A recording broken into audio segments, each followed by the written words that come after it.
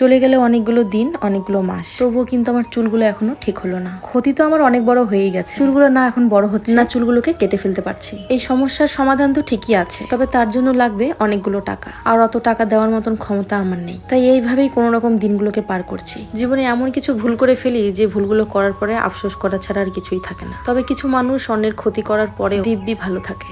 যাই হোক, সকালে ঘুম থেকে উঠে টিফিন করে নিয়েছি, ছেলেকে রেডি করিয়ে দিয়ে আমিও রেডি হয়ে নিয়েছি। ওকে স্কুলে ছাড়তে যাব। ও জুতো পরে ঠিকই, তবে মোজা একদম পরতে চায় না। ওর ড্রেসগুলো কেনার সময় 2 জোড়া মোজা কিনেছিলাম। 1 জোড়া মোজা 2 দিন পরেছে। আমি জোর করে 2 দিন পরিয়েছিলাম বলে পরেছে। পরে দেখলাম পায়ের মধ্যে ফোসকা পড়ে গেছে। ওর হাত পা প্রচন্ড পরিমাণ ঘেমে যায়। তাই স্কুলে যাওয়ার সময় মোজা পরার জন্য এখন আর জোরাজোরি করি না। ঠান্ডার দিন তাও জোর করে পরিয়েছিলাম, এখন যেহেতু গরম পড়ে গেছে তাই এখন আর জোর করি না। ওকে স্কুলে ছেড়ে এসে চলে এসেছিলাম মাছের দোকানে। প্রত্যেক দিনই সবজির চিন্তা করতে করতে অনেকটা সময় পার হয়ে যায়। তাই স্কুল থেকে ফেরার সময় একটু রুই মাছ নিয়ে এসেছিলাম। সবজির চিন্তা করে সময় নষ্ট না করে মাছের পাতলা ঝোল করব। তবে মাছটাও একবেলা খেলে আরেক বেলা আর খেতে ইচ্ছে করে না। দুবেলা রান্না করার সময়ও নেই। দুপুরবেলা যা রান্না করি সেটাই রাতের বেলা খাই। খেতে ইচ্ছে করুক বা না করুক তবুও খেতে হয়, কারণ রাতের বেলায় এসে রান্না করার শক্তি আমার মধ্যে আর থাকে না তখন। মাছের সাথে দেখলাম একটা সুন্দর মাছের তেলও দিয়ে দিয়েছে। মাছের তেলটাও কিন্তু খুব ভালো ছিল, একদম সাদা। মাছের তেলটা আগাগোড়াই মাছের থেকে আমার একটু বেশিই প্রিয়। আর এখন দেখি আমার ছেলেও বেশ ভালোবাসে মাছের তেল খেতে। আজকে অন্যান্য সব কাজ বাদ দিয়ে আগে রান্নাটাই বসিয়ে দিলাম, কারণ আজকে এক্সট্রা কিছু কাজ আছে, যার জন্য আগে আমাকে রান্নাটাই ছাড়তে হবে। ভাতটা তো বসিয়ে দিয়েছি,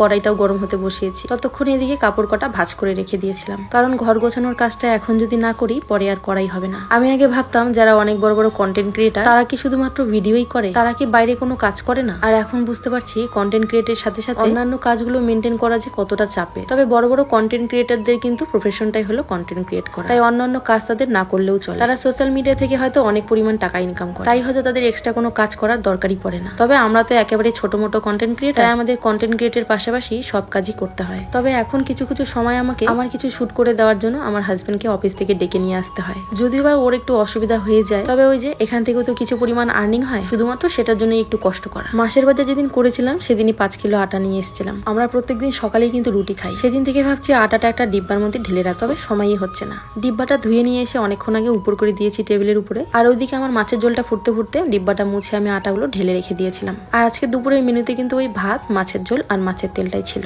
3-4 রকমের পদ রান্না করার সময় আমার হয় না। আর ওই যে বললাম আমার কিছু শুটের জন্য আমার বরকে ডেকে নিয়ে আসতে হয়, তো আজকেও এক্সট্রা কিছু শুট আমার নিতে হবে, আর তার জন্য কিছু জিনিসেরও আমার দরকার। তো সেটাই বর রেডি করে দিচ্ছিল। তবে সেই কাজগুলোর সাথে সাথে আমার সংসারের কাজগুলো তো আমাকে করতে হবে। সেই কাজগুলো করার আগে আমি কাপড়গুলো আগে ভিজিয়ে রেখে দিয়েছিলাম, আর তারপর কাপড়গুলো ভিজিয়ে রেখে আমার এক্সট্রা কাজগুলো কমপ্লিট করে রান্নার পরে রান্নাঘরটা তো পরিষ্কার করা হয়নি, তাই গ্যাস ট্যাসগুলো মুছে রান্নাঘরটাও পরিষ্কার করে নিয়েছি।